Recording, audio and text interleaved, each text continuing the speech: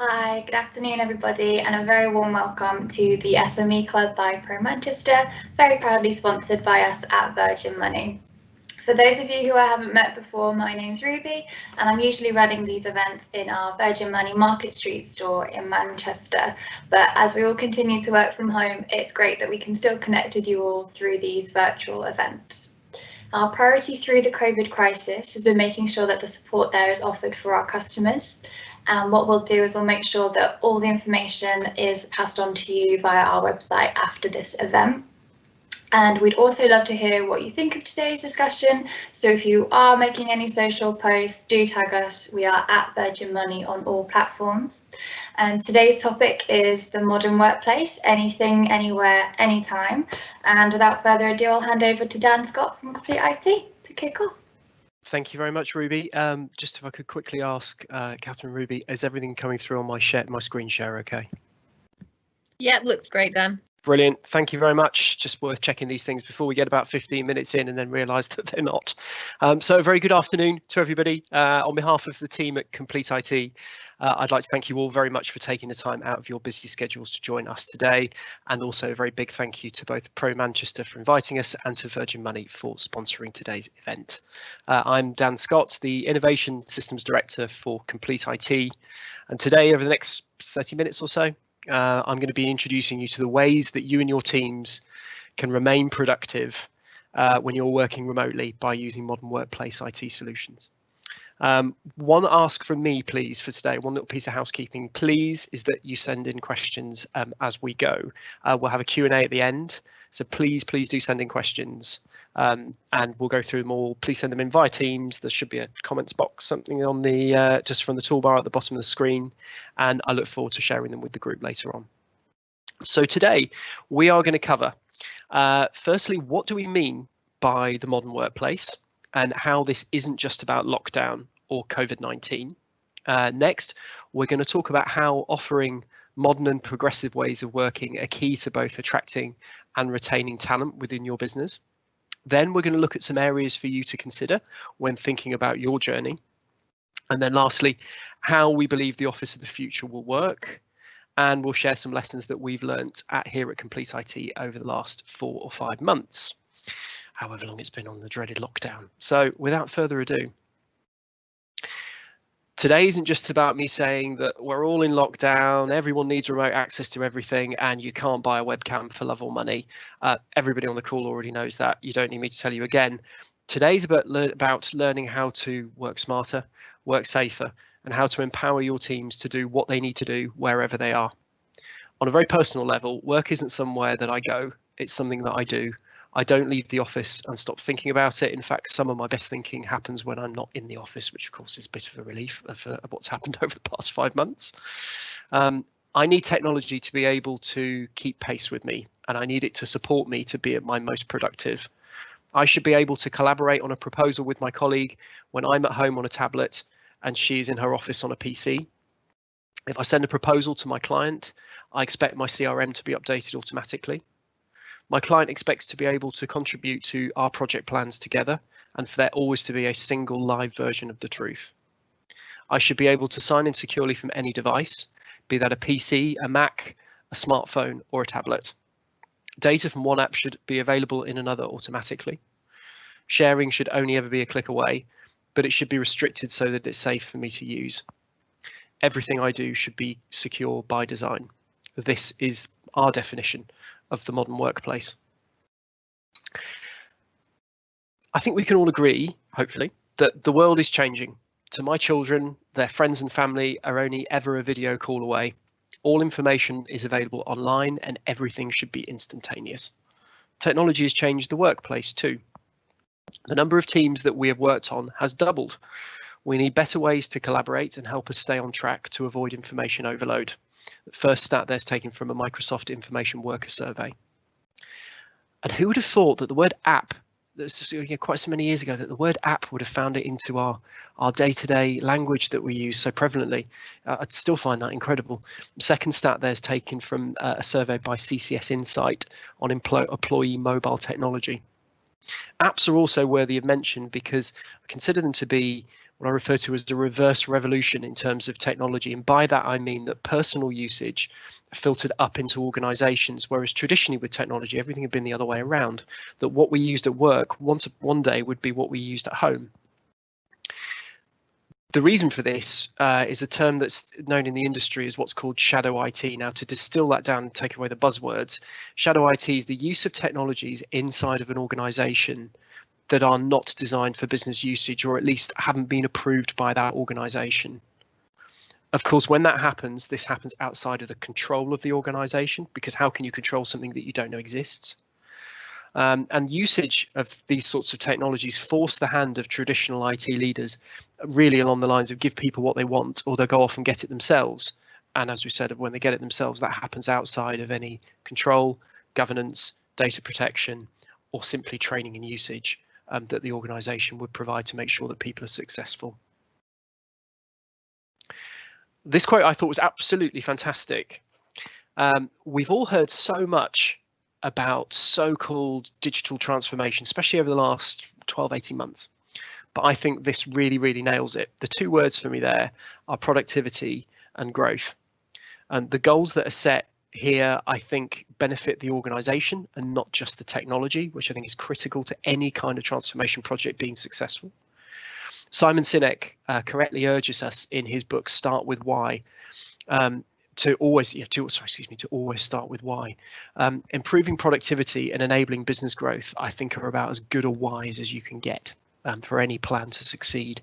There is one bit that I would add when looking at any kind of modern digital transformation, modern workplace plan, and that's scalability.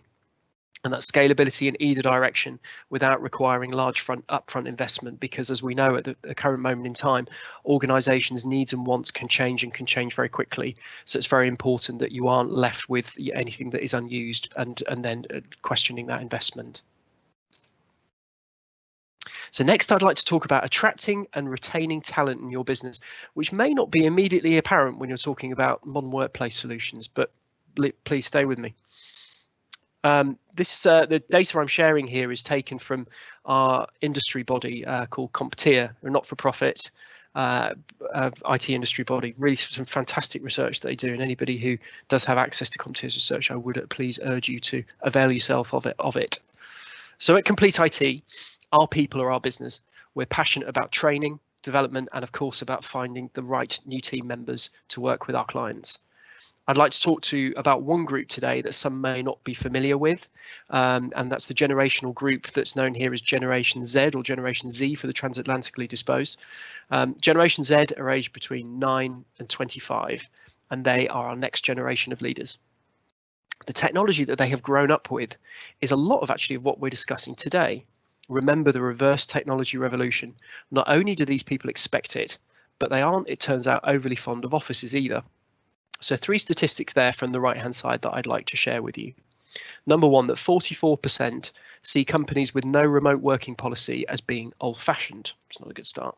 Secondly, 55% would opt for an opportunity in a company that had a remote working policy over one that did not, which even just compounds it. And then lastly, to compound even further, that 39% would take a lower compensation package for the right company with a remote working policy, which really isn't great news for the ones that don't, on an efficiency, productivity, and lastly, profitability perspective.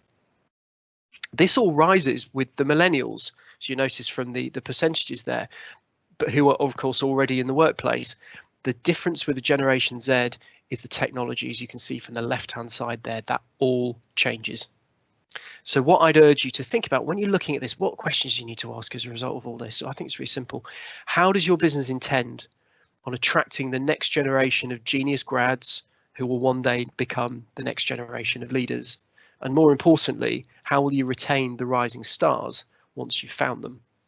You need to offer the right environment, the right tool sets, and most importantly, the right culture and mindset. So next, what areas do you need to consider in your organizations on your journey towards the modern workplace and to maintain remote productivity? We're going to divide it up into a number of areas, and I do have to stress at the beginning that this really is only a real introduction. For example, when we're looking at a list of applications down there on the right hand side, if I went into everything that could be available, this would take far too long. Then everything is going to be relevant for your organization and its needs and wants. I don't want to be prescriptive here, I just want to highlight some examples. So firstly, equipment. Equipment is more important than ever. How many of you have been on a video call recently where the first 20 minutes was spent with a sort of combination of, can you hear me? Is this on? Can you see my screen? And you're on mute is the next one, or typing it into a chat window. It's far too common. I think there's one really quite straightforward underlying principle that has underpinned a lot of what we've seen during the lockdown period, where all of a sudden we were forced to adapt to, as I'm doing here. I've kidnapped my wife's office, as you might notice, and sat talking to you from somewhere that is not a complete IT office. And that's investment in the equipment in order to do it. Companies will happily and have a long history of investing in their team members in order to help them, say, for example, project their opinions, enunciate their opinions, and to communicate with their colleagues.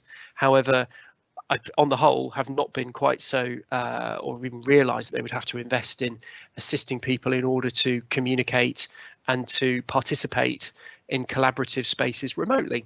So as a working example, if you are relying on the webcam and laptop that's built into the majority of laptops, I'm afraid it probably isn't doing you the greatest of service.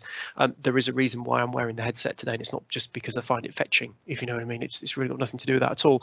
It's because you wouldn't be able to hear an awful lot of what I'm saying from the laptop, from the microphone that lives in the laptop. So investment in the technology in order to allow people to be productive when they're not in an office environment, it is key. It's going to be different depending on the different needs of people's roles, responsibilities, and of course your purpose as an organization. But I would really urge you to look at what people need and how they can be more productive. Secondly, collaboration. Email is not enough. This is the underlying principle of the point I'm trying to make here for this section. You need technologies that can enable your teams to act as one in real time when they aren't together. And if your only answer to that at the moment is email, then you do need to look at something else and ways of enhancing that that's applicable and appropriate for your teams and what it is that you do. Next up, telephony. One of the big takeaways that we had from the lockdown, especially back in March, April, when there was the initial panic of how people can operate from outside of the four walls that they usually reside in, is that far too many businesses still have telephone systems that are tied to a wall in their office. I think they get looked at quite often as being almost like utilities. It's sort of like the electricity and the water. You expect just to, turn the power socket on and off, turn the tap on and off, and lift the telephone and hear a dial tone, and for the phone to ring when people call the number that you advertise to the world. Then all of a sudden, when we all had to go and work from home, there was this slight panic that ensued of, I'm not quite sure how that works when I'm over there, and what is it that we can do about it very, very quickly. So I would urge you to don't forget the humble telephone in all of this. It still is a really valid medium for doing business, for taking new inquiries, and for obviously corresponding with clients and existing customers. So please don't forget it. The next up, and probably the biggest one, I would argue, at least the one where you get the most opinions and people have the most interest, is apps.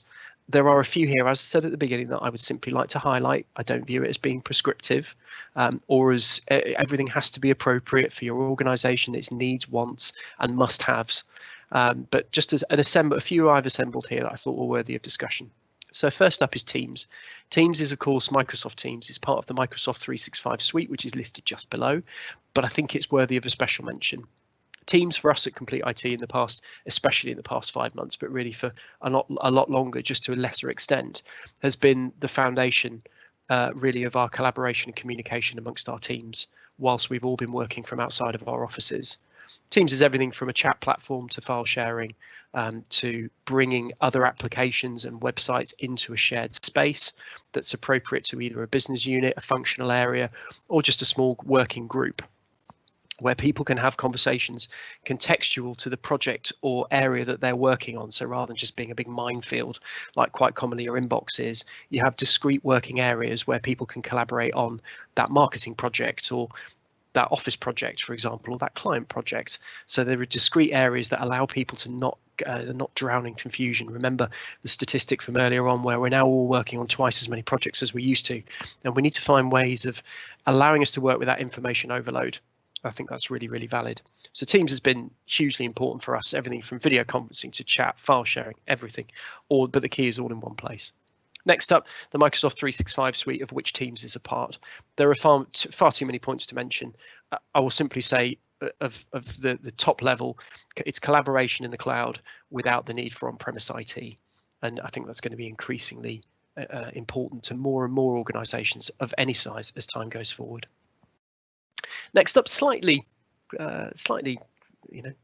contentious, I think, in some ways. Zoom.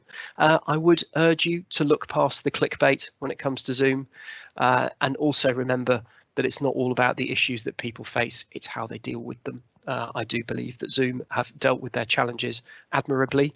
I think the team that they have assembled, specifically around cybersecurity, is one that will be extremely successful for them. And if Zoom is an option that without which your team may be forced to not be able to, for example, undertake video conferences, then I would urge you to really take a second look at using Zoom and not just discount it based on some of the clickbait headlines. There is a reason why I think the Zoom call will become part of the lexicon around things like the Hoover, and the words that were synonymous with their brand. Zoom, out of all of what's happened in the last 5 months, have come out with the only people who I think have transcended that no one has a video call anymore. It's we'll jump on a Zoom. I think it's that. So please, I would take a look at it. It's very worthy. Next up, Trello. Trello are project management in the cloud, and the reason I'm picking Trello or bringing Trello to your attention over the thousands of project management applications that are available isn't because it's quote unquote the best, because again, that's all down to your circumstances and what you need to do with the application. But Trello is worthy of mention because of the fantastic integrations that it has with other applications around the world and around the internet. So one of our versions of what is the modern workplace, one of our takes, was that data in applications is available where you need to see it. So your projects, for example, might need to be visible within your CRM or within Teams. Trello has all of those kind of integrations and really is a very flexible application when it comes to what it can talk to. So I thought worthy of mention. Next up, Hubspot. Hubspot is a technology that we ourselves use at Complete IT, like a great many on the list. Hubspot is CRM and marketing in the cloud. It was born in the cloud rather than being a traditional on-premises application that was later migrated. And I think that really shows with how it works and what it offers. It's very powerful. It's very easy to use, and can allow people to look at that one single version of the truth rather than having data scattered around, for example, different spreadsheets held on different people's computers, for example, which really can restrict team productivity, especially when you're not all together in an office environment. And then lastly, looking at Jira. So Jira is very specifically to very specific vertical, of software developers. And if you are a software developer or you have a software development arm within your organization, then it could be something that you're already familiar with. But it's a stack of tools and everything from coding to chat and collaboration that's specifically geared towards the creation of software and apps. Next up is security. And under security, I'd like to bring one thing to your attention, and that is beware of free. And I use the word beware very carefully because it doesn't mean avoid free completely or discount free, but just beware, and understand might be another word I could switch out instead of beware.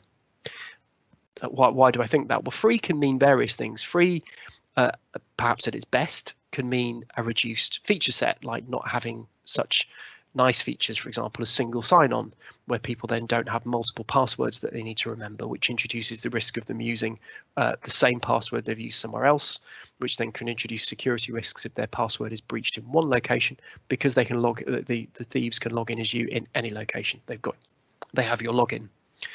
Free at its worst case can mean an awful lot more, such as the data that you're keying into that application no longer belongs to you. Free doesn't always have to be evil, but I would really urge you to always understand what it means.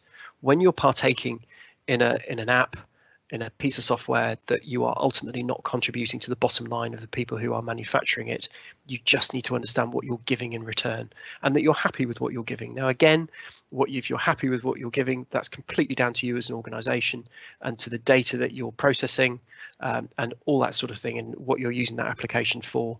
But just please do beware of it and just beware of what you're giving in return. And then lastly, and I think most importantly for areas to consider when you're planning your journey is culture. Culture is so important because technology without cultural change cannot solve anything. So how do you bring your remote teams together and celebrate success? How do you Tell your teams what is expected of each other when people can't see each other, maybe perhaps day to day in an office environment. That's where culture comes in, and that's where expectation management comes in. The only software can't do that. Only people can do that. So it's really, really important that you drive that cultural change within your organization, and you allow people to make the most of the changes and the journey that you are on. Really, really important. So when we peel back the covers and we look at how companies are working today, we as Complete IT see a myriad of tools that are in use. There's the team of developers who are using predominantly a chat application, such as Jira. And then there are the executives who are on the whole mainly using email. There's a reason why multiple collaboration tools are in use. And that reason is because every group is unique and they have their own functional needs and they have their own work style. Some will only ever use email, while some will only ever use chat. There really is, and it can vary organization by organization. If users don't find the IT approved option for their preferred tool, quite frequently, as we mentioned earlier, they'll simply download the consumer grade version. That can often lead to a reduced user experience with multiple logins, difficulty sharing, and no single view of end-to-end view of content, because there's been no integration work that's taken place by the business in or the organization in order to knit all those apps together and make them fit the business's process flow. This can also pose a significant risk for organizations as, again, we're talking about it again, shadow IT has crept in, and there's no uniform way to, say, manage a user's access, ensure security, or demonstrate compliance and data protection. So, for example, if a team of people within a business have gone off-piste, quote unquote, and started using their own data sharing application, if a member of that team leaves the organization, the IT team will commonly have a set of processes that they'll go through in order to, at the correct time, remove people's access to various systems as part of them leaving the business. But if those systems they don't know exist, that person could retain access to data that isn't appropriate for them to have anymore. Just an example. Now, there are two ways, in my opinion, to address the use of shadow IT. Firstly, to focus on the impact to team members of using it.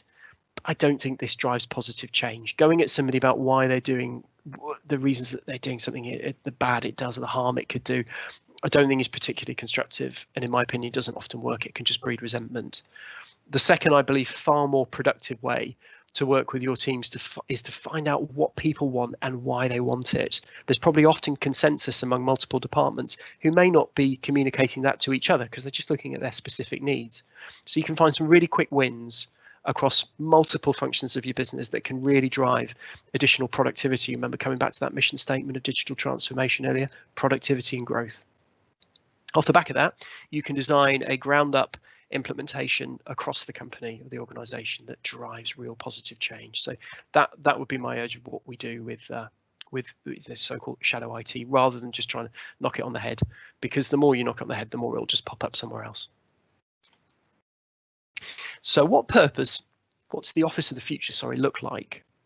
If teams adopt an anything, anywhere, anytime mindset, and their tools allow them to do that, then what's the purpose of the four walls? Firstly, I do appreciate how hipster is this one. There are a number of dodgy lockdown beers, a little bit like my own, and our marketing director correctly pointed out to me there isn't a pair of socks in the room. And the lady at the back appears to be suspended on a bookshelf, which I'm not quite sure about either. But on the more serious note, on the left we have the environmental attributes, and on the right, because you're looking at my camera, we have the people and their purpose. So environmentally, how do we see the office of the future? How do we see it being constructive? It's a hub for collaboration. What does that mean? That means it's open plan. Now, the majority of offices already are, but probably even more open plan than perhaps they are already. So rather than banks of desks in order to accommodate a set number of people on a daily basis, that might be broken down into collaborative spaces that allow people to get together without disturbing their colleagues to work on one or many of the projects that they're currently assigned to. We believe the space may be shared, and by shared I don't just mean shared within the business. It could be shared externally, so you could have a smaller part of a bigger collaborative space that multiple companies may use. And also, off the back of that, the office of the future may even be smaller than what's currently required today, because when we're not seating everybody on a daily basis, there isn't as much need for the number of square feet we may currently occupy. This may lead to, of course, to the upside of businesses being able to reduce their overall cost of their facilities. Moving on to the people, a far more important part. People will be in for a purpose. And I say they'll want to be there. I'm not working on the assumption that nobody wanted to be in an office 5 months ago. But what I'm getting at here is that day to day, I'm here because wouldn't be a factor anymore. People were there for a purpose, and they're there for a purpose of moving on there, of their time being structured and structured around team working. So I'm coming in today, and if I'm coming in for the first time in perhaps a month or a couple of weeks, whatever it might be, I'm coming in and I'm definitely having a plan for my day. I'm going to meet with the different project groups that I'm a part of, and we're going to have a catch up. We're going to agree some of the things that that we've been working on, review progress, agree next objectives, and then all go off our separate ways in order to carry on our work. So you're going to make the most of that time. So I think it really, really shifts the dynamic of really what many office buildings might have been used for in the past, I think all very positively. So lastly, I'd like to share with you some things that we at Complete IT have learned as we have migrated through the strange times, and of course are now approaching the, and I had to say it at some point, I'm sorry, and yet I have to do the quotes as well, the new normal. And it's going to be a sin for saying that quite soon, isn't it? We hear it far too much. First of all, objective setting. Never ever have smart objectives been more critical. You no longer have the luxury of seeing and hearing what your teams do on a daily basis and having that background noise interaction that people have with each other of picking things up. As a result, you need to set clear, measured, achievable and time-bound goals for your team. It really, really has become critical now, and not technology related, but that's okay. Hopefully that's okay. It's what we're here for, of being really clear with your team about how we can work. Secondly, collaboration. Plans require additional review. So when you're working on a plan for either a project or an initiative, it requires additional checking, review by others, user acceptance, feedback. It's really about going the extra mile to over communicate more than you ever thought you would have to. We've always been told to over communicate, but really now I find it far, far more important. You need to keep the group together, and I would urge, probably no matter what you're working on, need to expand the influencing group a little bit in order to make sure that whilst maybe previously colleagues would have spoken to each other in the office and said, oh, we're working on this is what we're going to do, and news would distribute that way. Now it may not. So it really is the key to get more people involved and over communicate and collaborate as much as possible with wider groups of influence within the business. Then lastly, where you can and where it's appropriate for your organization, I would urge more of a move towards agile as a way of thinking. So without getting too deep into project management methodologies, for those on the call today who aren't project managers, it's working towards a more short sprint agile way of working. So keep iterating, keep reviewing. Being remote, there's a real risk of project stagnation. It doesn't matter what we're working on, just anything that you're working on could stagnate, or there is a greater risk of it going into procrastination and stagnation. A bit of a time management junkie as well, so I kind of this sort of thing I really enjoy. But what's the key to it is really defining short, achievable objectives and then continuously reviewing. But that's where all of a sudden, this tool set and mindset that we've been speaking about for the last 30 minutes really, really comes into its own, because it's having those tools at your fingertips that allow you to, everyone to see the same amount of the same copy of data, that one version of the truth, to be able to have different data from different applications and different silos available all within one place, and about the ability to get that data to and share with your colleagues really quickly and easily at the click of a button. It's absolutely invaluable. So that's the reason why these things are, why we believe they are the way they are. So better to set shorter goals, review more often, and keep moving than to set long goals that perhaps never quite pan out. So at this stage, I would like to welcome back Catherine, who has very kindly agreed to help facilitate the Q&A. One of the great things about only having limited numbers of screens and doing this from an office at home rather than being in the office in the normal office is that I'm a bit challenged to be able to see screens and read questions and everything at the same time without getting my screen sharing hopelessly wrong. So Catherine, if you have we got some questions? We do have some questions. Fantastic. The first one is from Anonymous, and they ask, how do you work with a collaborator who does not have Teams? That's a good one. That is a good one. So first of all, anybody can sign up. So you can add guests into a team. So I myself today, I'm a guest of the Pro Manchester team. It's a bit easier for me because I already have a Teams account, so I can just flip between the two organisations. However, to give you an example of a client of ours who recently had a conversation about this with, and they want to start using Teams as they want to create a team to be a workspace for their client interactions. So they want to invite their clients and customers into a specific team for them, but have the same problem. Quite commonly, their clients don't have Teams accounts. Anybody can be a guest of a team without having to have a Microsoft 365 license. All they have to do is go and sign up for a free Microsoft account. So the same way that perhaps people would have a Google account as part of their Gmail, anyone can go and get a Microsoft account by just then being able to sign in to Teams. They can use their corporate email address or their organizational email address, absolutely fine.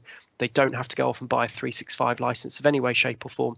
They just have to have an active Microsoft account on that email address, and then that you've invited to the team, and then they can sign in, and you can control their experience as a guest from your team settings, from your company team settings. So you have the ability to say what guests can and can't do. So can they upload files? Can they download files? That sort of thing. So information rights management. But it works really, really well. What I would urge people to do, again, like the same that the conversation I had with the client recently, our client recently, was why wouldn't you record, for example, some videos? You could always upload it to something like Vimeo or YouTube as a private link to show people how to create that account, so that you can almost send that like a bit of a welcome pack. So if you were requiring to collaborate with somebody who doesn't use Teams, isn't in a Microsoft environment, for example, or is in a traditional IT environment or uses G Suite, for example, then you could record that video of this is how we're going to get you set up and how we're going to get you logged into our collaboration platform. So you go here, sign up for an account, you're going to go there, grab a copy of the Teams installer, and you're off. Also worth stating that if it's just an ad hoc meeting, you can join from the web without having to have a Microsoft account. So just by sending somebody an invite, they can click a link and they can start joining the conference as we are today, the web call as we are today, one-to-one or one-to-many, without having to have either an account or download a piece of software. So it's far better than perhaps in the old Skype for Business days where things got a bit tricky with having to download bits of software and all that sort of thing, which did get a little bit messy. So hopefully good news that people don't have to A, be a paid subscriber, or B, really have to jump through that many hoops in order to get collaborating with you within that Teams environment. Brill, thanks. Next one is, what challenges does Zoom face? You painted quite a dark picture of using Zoom. I don't think I've tried not to. I failed.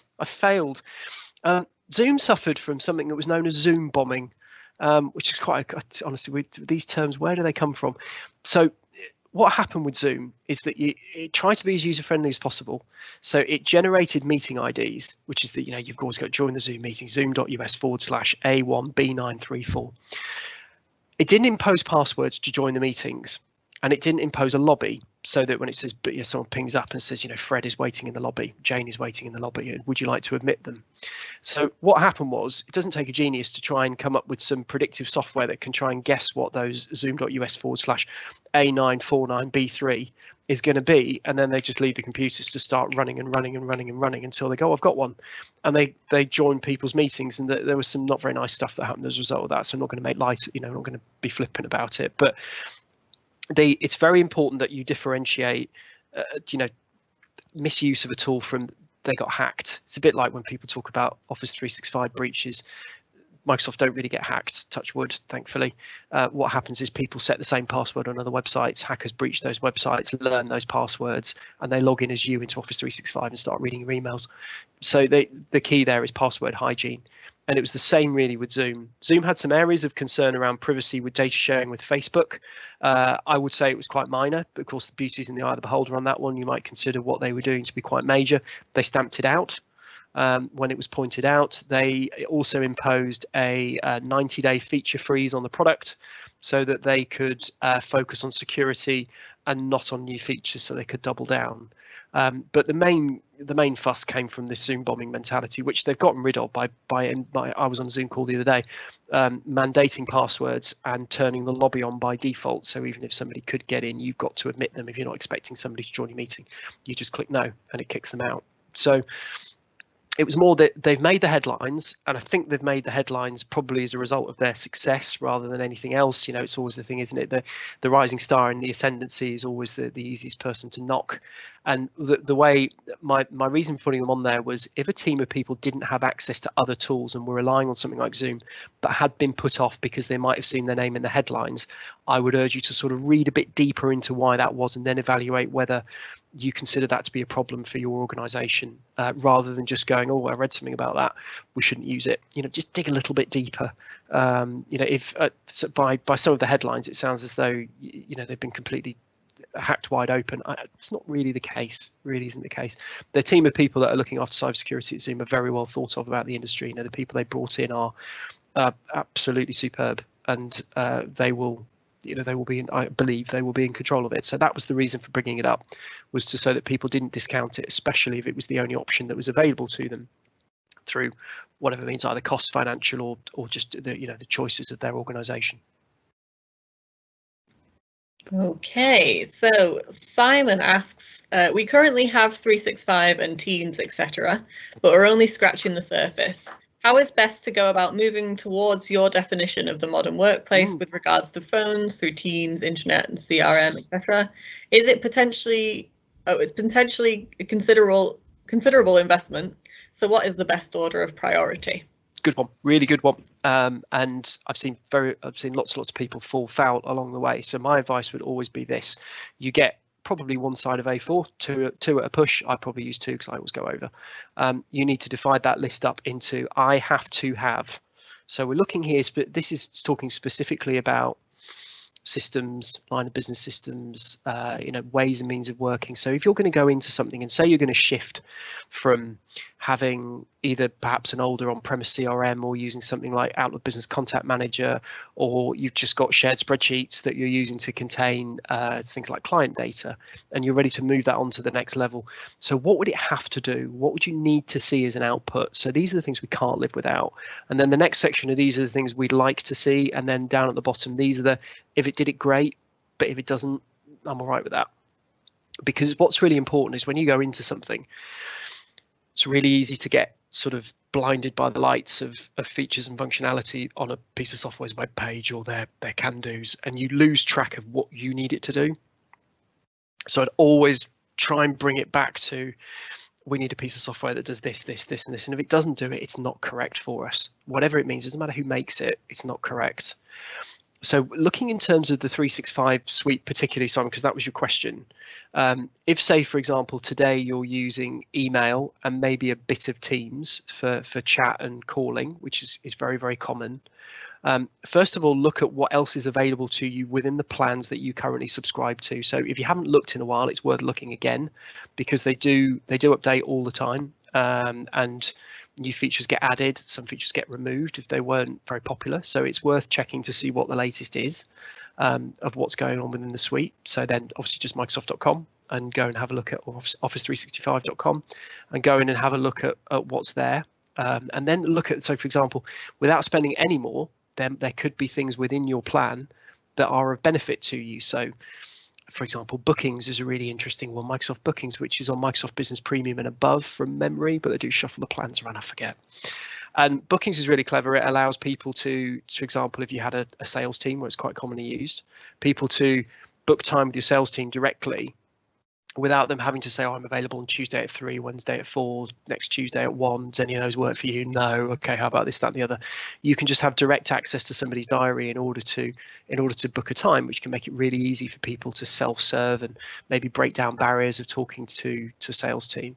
So things like that are really, really of use. Then really at the further end of the spectrum, you have things like Dynamics 365, Business Central, which are then additional applications within the 365 universe that then comes back to what I started with at the beginning of that.